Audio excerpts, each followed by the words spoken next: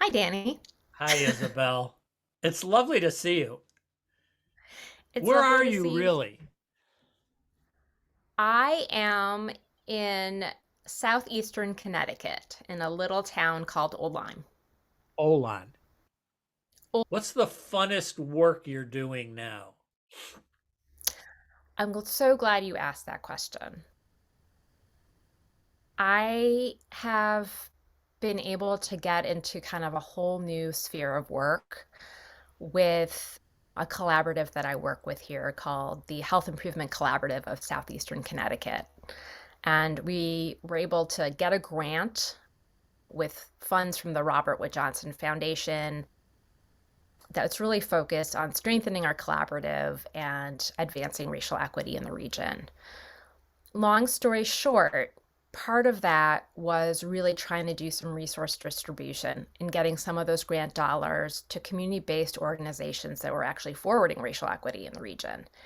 And one of the things that I am getting to do now is working with each of those groups to tell their story via a recorded audio segment or a podcast. And it has taken me down a whole new fun and exciting road to understanding audio editing, to using my storytelling skills, which I've been working on in a new way. And I have to say, it's really amazing to build something with people. It really changes the relationship in a positive way. And so, um, and so, what are you building? We're building these podcast segments to Okay. really shine a light on the work that these organizations do. A lot of them are smaller Uh-huh. organizations, so they're more easily overlooked, but they shouldn't be because they Right. make a huge impact in the community. Can you give us a taste of a couple of them? Sure. The first one that's out now is with a group called Writer's Block, and they work with youth primarily in the New London area, primarily youth of color and a lot of queer and non binary youth to really reflect social issues on the stage. And so it was amazing to tell the story of the folks that direct that group who came on as younger folk in the organization and really the impact of doing that work in a pandemic when there's a lot of uncertainty and providing a safe space for youth. So that's one. And then I just did some taping and I'm doing a lot of audio editing with a group called SCORE. I'm going to get the acronym wrong. It's basically a racial justice group in southeastern Connecticut that grew out of the Black Lives Matter effort. And I talked with their five directors, did a Zoom interview with them, and they just all found each other in this moment of history that we all experienced. So there's a lot there, and they're really connecting with the community and looking at the school district and the police and being a resource for the community. As a result of having each told their story on a podcast, does that then lead to that they have an ongoing relationship with each other as far as a mastermind group or support group or some kind of collaboration amongst them? Yeah, that was part of the effort prior to the podcast was bringing them together, and we really wanted, we the collaborative and me working with the collaborative wanted to not make people run through hoops to get dollars, but say we recognize what you're providing and we want to help you in the most concrete way that we can, which is to give you dollars to help support your work. We came together a couple of times. We have an email thread where people share information, and there's an interest with folks listening to each other's podcasts. I think the podcast piece was an offering, a further offering of partnership in that we wanted to provide something that would allow other collaborative members to hear about the work going on in the community and also provide something for these organizations to show funders what they're doing. It's another, perhaps more charismatic way besides a report or telling their story via writing. And so is the funding for organization operations, is the funding for research, is the funding for living expenses? What's the array of when they look for Of what it was, funding, these groups? What are they funding? they're not a homogeneous group, so it depends on the Right. So it's all organization. different. A lot of these groups provide mutual aid to the community. Okay. A number of them are advocates doing policy advocacy. Okay. Some of them are providing specific resources to equip teachers and administrators to address racial equity in schools. So it's a little different with all of them. Some of them are providing training to community leaders on being better allies related to forwarding racial equity. We put out a request for what they wanted to use the funds for. We wanted to see something that got at some systems change, something that would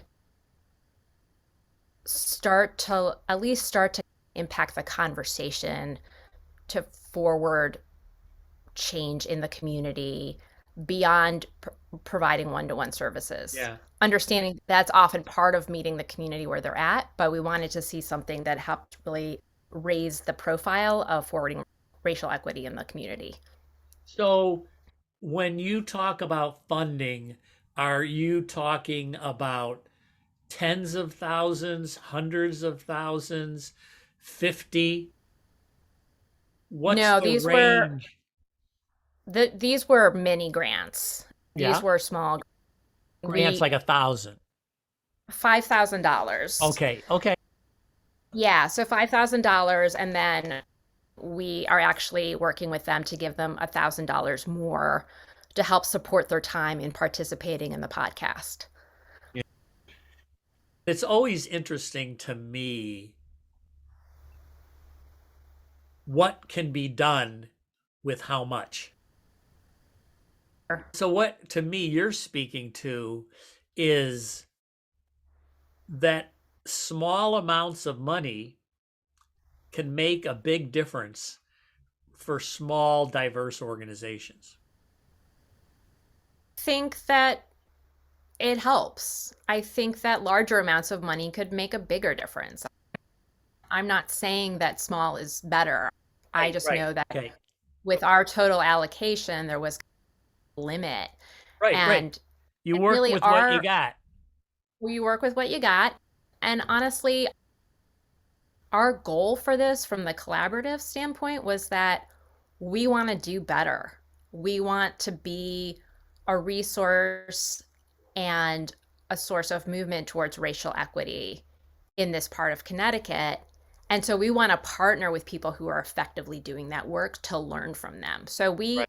we call these partnership grants, and we put very few hoops for folks to go through because we weren't coming towards them as a funder. We were coming towards them as someone who wanted to partner. Yeah. And that means that, like, when there are challenges or problems or somebody's not showing up, I might call them and say, "Are you okay? What's happening? How can I help you?" Because that's what you do with a partner Right. that you don't necessarily do with a grantee. And it changes the relationship in a way that I think is really positive. And I'd love to see funders approach grant making in that style with a more of a partnership angle. So this is very interesting. Say more about these characteristics of partners versus grantees, grantors. I think that our system in this country is if you have the money, you have the power. And I think when we follow that, we really fall into supporting white supremacy because there's been so much to disadvantage other groups from having the money, so therefore not having as much power. And I think what we really wanted to do was say, we have this money, it came in a grant. We want to give it, some of it to you because we can, and not because we want you to do anything different than what you're doing, but you deserve to be recognized and you are part of the change that we want to be part of and to forward with you. We want to be a true ally. We want to have you come to our meetings and tell us how we can do better and tell us what's wrong and tell us this new governing document that we've created, what's wrong with it. Help us, tell us hard truths so we can be better. And I think it's just changing the relationship. It's recognizing the power that we all have to be part of the change that we want to see. Brilliant.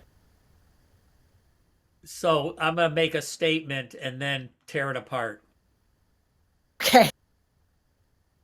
My experience, and so what am I talking about in my experience?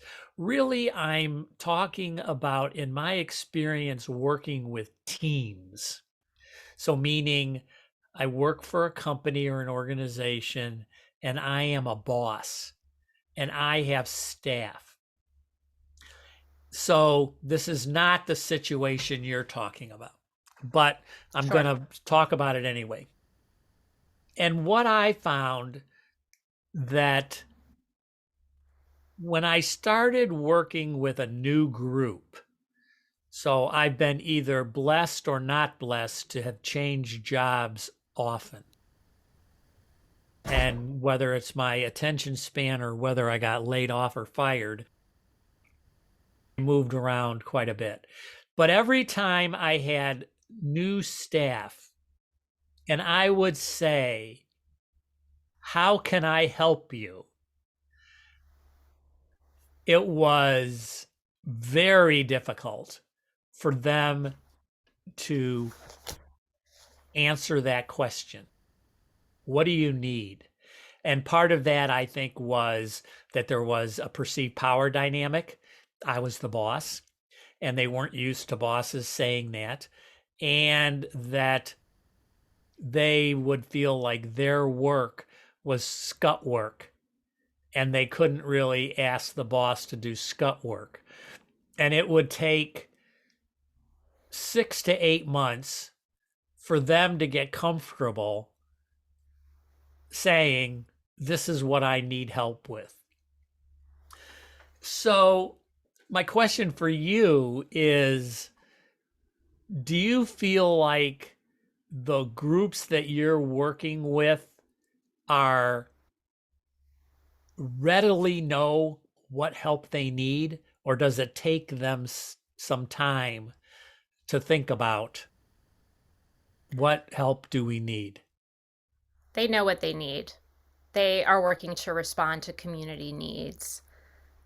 They are leaders in their organizations are small, but really powerful with people power.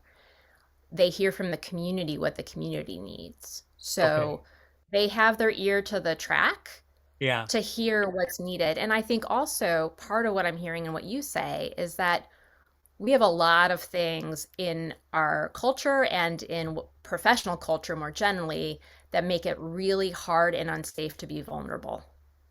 And when we Right. ask for help, we're being vulnerable.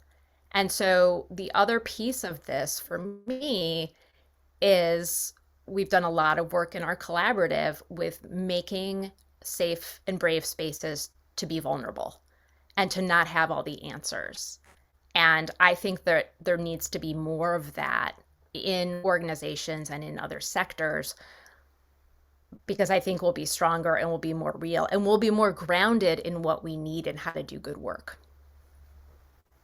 I love it.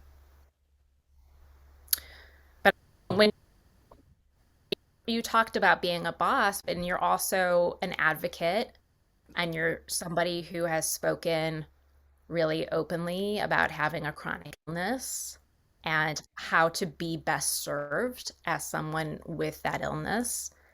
And I think that's an example of what I'm talking about. There's vulnerability in having a need. And when we can articulate what our vulnerability is, we can help other people because we all have vulnerabilities. And I think there's a lot of pressure to not be as truthful about those things.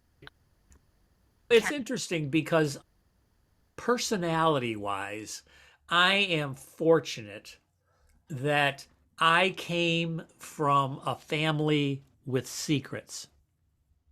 And in the process of growing up in a family with secrets, I became allergic to them. And so I developed a style that has worked for me where I wear my life on my sleeve. No secrets. And while, as you can imagine, sometimes it's a little scary to be that way, it is dollars to donuts effective. It's a gift that I turned out this way to be to that. And as a matter of fact, I'm working on my annual year in review episode where yesterday I'm full of myself and I know that I'm really good at what I do. And some days I think I'm as good as they come. And but I also know that I don't know the wake I leave and I don't know the wake meaning like a boat. The impact I have that I can't see and I need some friction between my brain and my mouth. And so I have a coach. And so I taped a session, an hour, which was year in review and what's next. And I was talking to my wife about it this morning, that I'm going to publish this. And people who work with me are going to get a glimpse into this process of reflection that I go through to do the work that I do and the help that I get from a coach. And hands down, like I said, hands down, it's worth it. And just so I people can see the value of getting help, the work we do as advocates, activists is tough and it's very political in the political in the sense of how do you get stuff done with lots of opinions and forces at play, and Mhm. stakeholders. That's what I mean by political. And that it's helpful to have somebody who appreciates you, knows you, and isn't afraid to tell you the difficult, put shit in your face that you need to hear. Well, yeah, we all need plenty of opportunities for humility, right? It's No like, kidding. Yeah, music's that for me. I'm a musician and tell me I'm more. really good at what I do and not so much music. So Yeah. that's my humility. It's great. I think for me, I've always worked and tried to work with people who looked different than me. And it comes from growing up, I think, in Cleveland Heights, Ohio, and having friends that didn't look like me and feeling really comfortable with that. And I think as I've aged, And especially I think with this latest move, I'm very conscious of how I present to people that I deeply respect and care about who don't look like me. And I am very aware of what people with my skin color have done and have how they have hurt people. And I am not afraid to spend the time to earn it because I think that's part, if you're really going to care and you're really going to contribute, that's something you need to do and recognize. You need to understand how you present in the world and how that's maybe not reflective of all your insides, but so what? Like you've got to put in the work. And I feel really grateful to have found some people who have let me do that with them. And one relationship in particular where it was just clear when I first met this person that like their look at me was like, who the fuck are you? And I was like, who the fuck am I? So putting in the time. And it's just interesting now to text with this person or have a phone call with them, and the tone is really different. It's being willing to be vulnerable and that humility of, I don't assume that I'm a gift to you. And I know I look like a lot of things that have been painful. White women are doing some pretty terrible things to this country right now in support also of white men. It's reflexivity. It's like knowing where the you are here map of where you are in the world.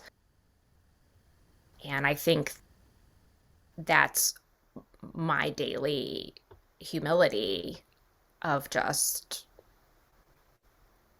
yeah, understanding that it takes a repeated practice to be our best selves. We've got to practice that every day, and we get so many opportunities every day to be our best selves or not. And that's something I think about a lot as just a human. It's something I think about as a parent. And it also means we can always get better. Yeah. We've talked for a half an hour. We can either continue because I don't have something for the next half hour, or we could stop here and resume at another time. What's your pleasure? I'm okay talking for a bit longer. I feel Okay. like we're talking about some stuff that's really important. And I think that it has implications for working in community and for grant making. I'd love to hear more about how the themes of what we're talking about of humility for your work in terms of patient-centered care and understanding that we see huge disparities along racial and ethnic lines around who gets treated, whose pain gets taken care of, all of it. And I'm interested in the work with PCORI and other ways of how that's discussed, of how that's thought about it, and if it's prioritized. Let me take a stab at some of that. In general, in my work, I usually introduce myself as that I'm a two-legged cisgender old white man of privilege. And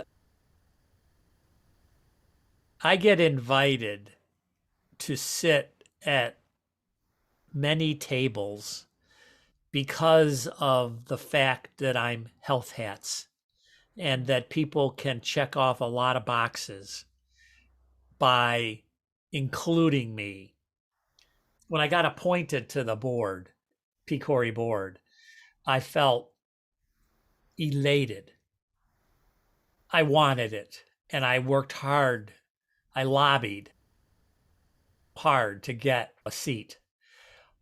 And then when I got it, it was like if I was making these decisions, I wouldn't have selected me.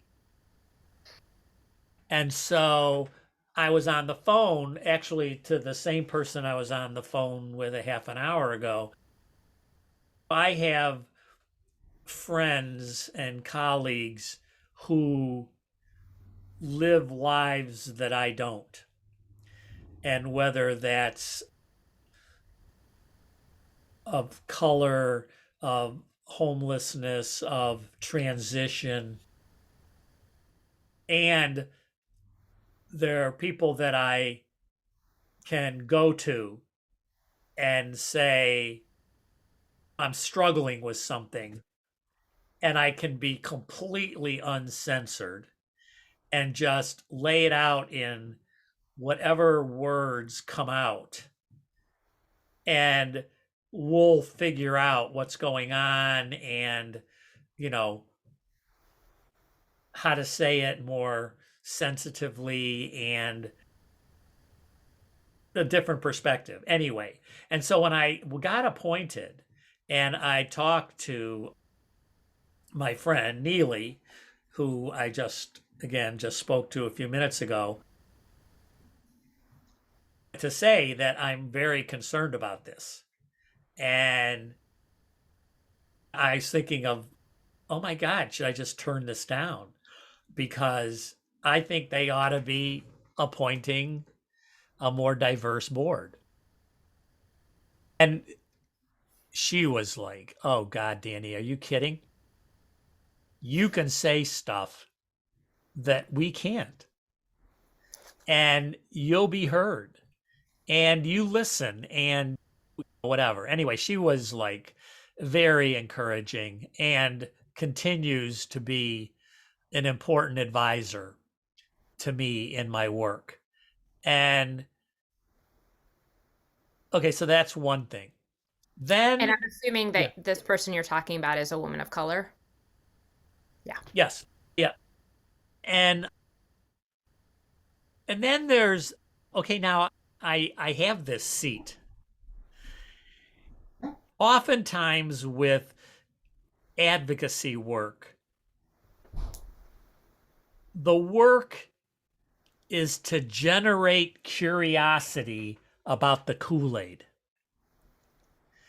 And Picori is an organization that has drunk the Kool-Aid.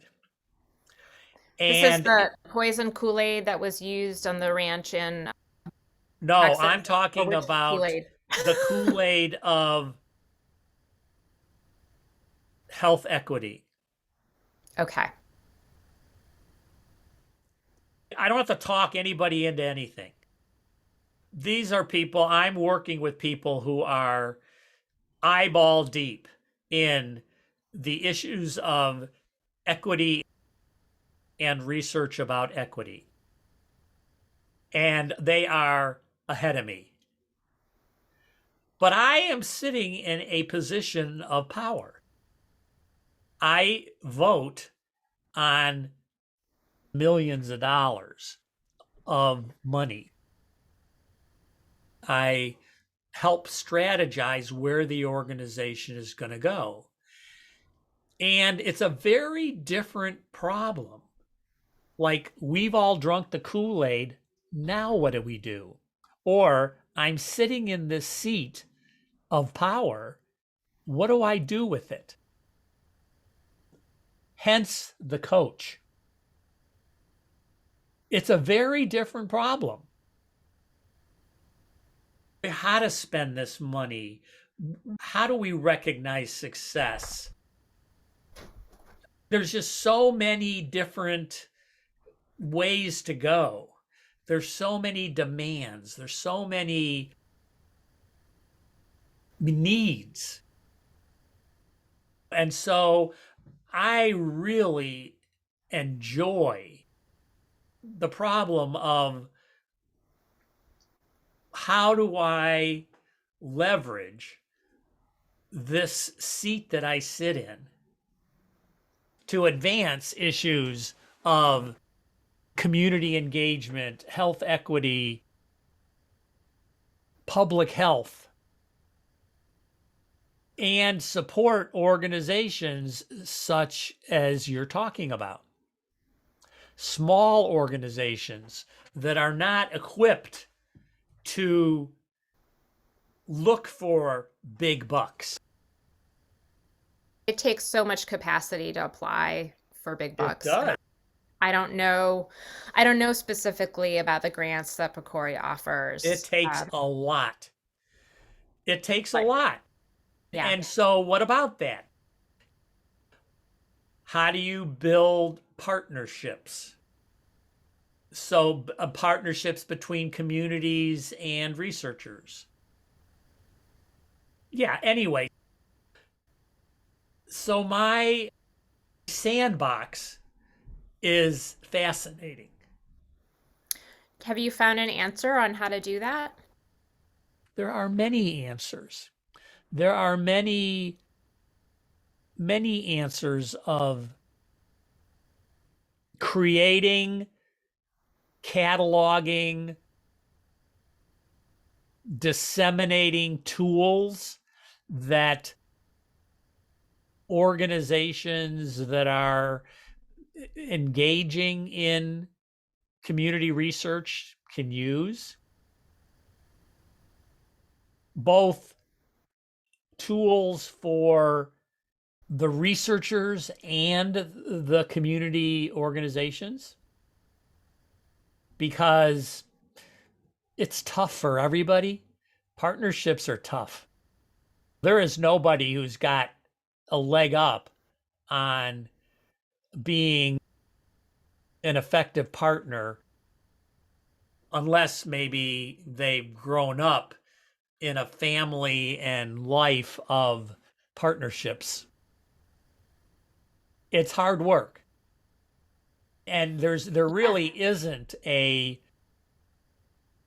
while there are some general truths, there isn't really a roadmap that works for everybody,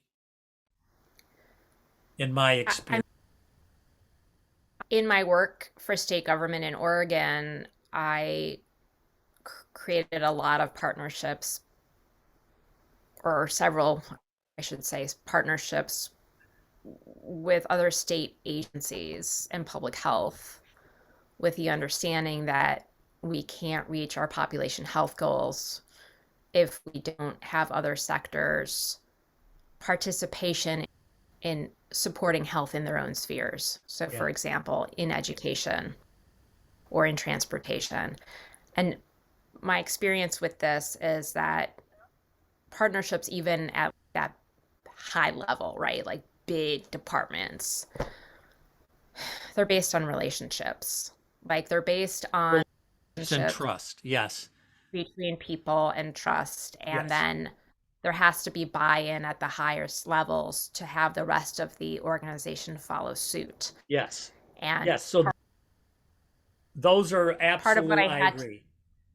part of what I had to do was,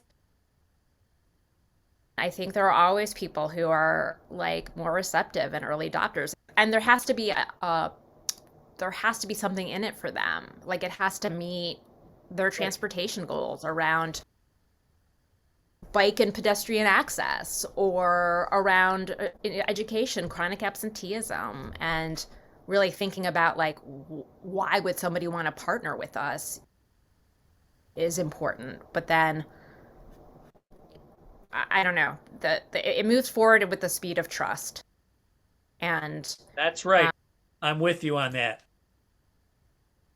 So I would say that there are some fundamental truths like trust and relationships, which you cannot partner without. sure. And then from there, and there probably are a couple of more, like you just said, leadership buy in. But I would also then say that from there, it's hyper local. It depends on who the organizations are, what their goals are, what they're trying to accomplish, Mhm. their cultural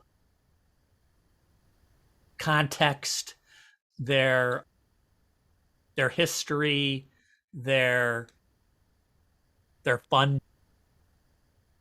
And what I find fascinating is that the more profound and understanding you get about the communities you're working with, the less homogenous they look themselves.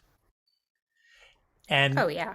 and so that this idea of disparities goes as high as you want to see it and as low as you want to see it. And when I say low, two people in an office versus black and white, that there are issues up and down. Anyway, When I think about patient-centered primary care and equity, there's a lot of different topics there, but one of the things that our collaborative has looked at, and we have a section of our collaborative called the Black Health Collective, has really looked at Black maternal mortality and infant mortality. oh And yeah, that's one of these long-standing public health and healthcare like horrors. And when my colleague who runs this particular piece, Stephanie Clark, when she talks with women about their experience, it's horrific. it's So horrific. I just feel like this is how is there are some things that are just really clear. They're not hard. And this is one of them. Having Months black ago. doulas makes a huge difference in these outcomes. Fun that. Yeah. But you were saying you had a No, I'm just session. saying I had an episode a few months ago about disparities in maternal health. I'll send you a link. Anyway, all right. How do you think showing vulnerability supports partnership development? Oh, it absolutely, it's grease. I think It's important. that vulnerability is grease to partnerships. As I was saying, that I am blessed that I ended up with a personality of no secrets. You can't like have no secrets and not share your seamy side, because what is vulnerability but I don't know, or I made a Yeah. mistake, or I mean, that vulnerability is letting it all hang out and having some like a sense of humor about foibles. And it's a lot easier, I find, that a wall might come down 3 inches if there's people feel like the other is human. Yeah, and do you think that that telling the truth is a big part of that and that I I named my company Truth Teller Consulting because I feel like being able to be vulnerable and tell the truth, especially at the time when I started, which was during the Trump administration, felt like a radical act. And really centering that was centering a lot of what I think makes the world better and how we make change in an authentic way. So, yeah, I'm hearing some of that in what you're saying as well. How does this conversation serve you? I think that it is helpful to talk with you as someone I don't know, but who is open to talking to me about themes in both of our work related to vulnerability, related to partnership, related to telling your truth and being who you are. I think that those are themes and conversations that need to happen in philanthropy in particular. I think they're very big themes in activist circles as well, with both of your philanthropic and your activist hat on. I would imagine that there's a lot of synergy for you with those themes. Those themes are very important and personal to me in terms of how I've developed and managed transition in my own life. And I don't think that we often take the time and space to really talk about these things that are very essential. So I appreciate having some time and space with you to talk about these things that are essential. How about you? Bless you. Thank you. Yeah, similar. For whatever reason, my work takes place on a national scale. And one of the challenges, I think, in being full of myself and having this stage playground that I have is staying in touch and keeping my ear to the ground. So, one of the things in my role in Picori before I was on the board, so I've been on the board for a little more than a year. And before that, I was a reviewer of funding requests, and I did that for about 7 or 8 years. And I was co chair of an advisory panel. And what I learned is that the people around the table had experiences really different than mine, really different. And they were all doing brilliant stuff. And brilliant stuff that was important to me because it fed my fire. It was inspiring, and inspiration produces energy. And because it got my gray cells percolating in a different way than they had been percolating the minute before, Yeah. which is invaluable. And I feel like my podcasting also serves that purpose. I find somebody's doing some really good work, interesting work. I'm curious about it. Hey, let's record a chat. And the way my brain works is that if I were to read a report you wrote, actually, I would forget it pretty much right after I read it. And I will forget this conversation once we're done with it. But in the process of producing the podcast, I will hear it again and again, and it'll go from whatever part of the brain that I lost it from into a part of the brain that retains it. Hmm. And I then can rediscover the pearls and then incorporate what I've learned into the work that I do. It's just the way my brain is. And doing that,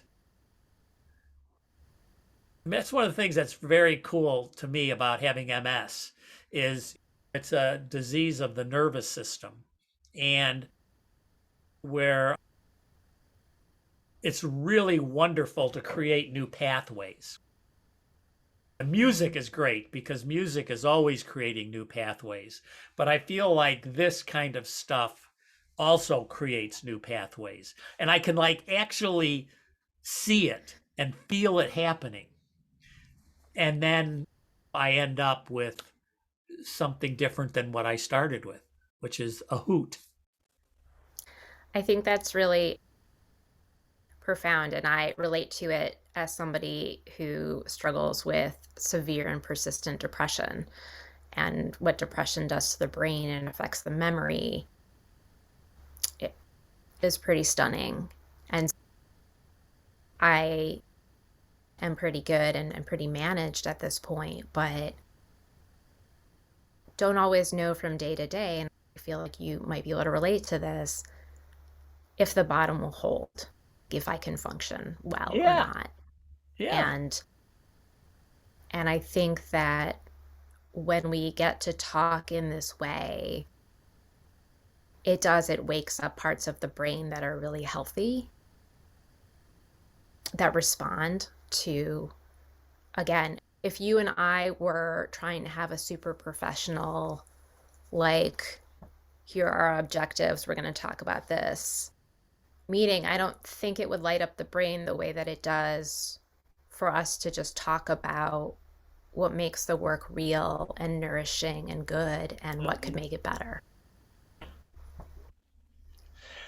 So, I Yeah, mean, it's again, that great. I mean, vulnerability.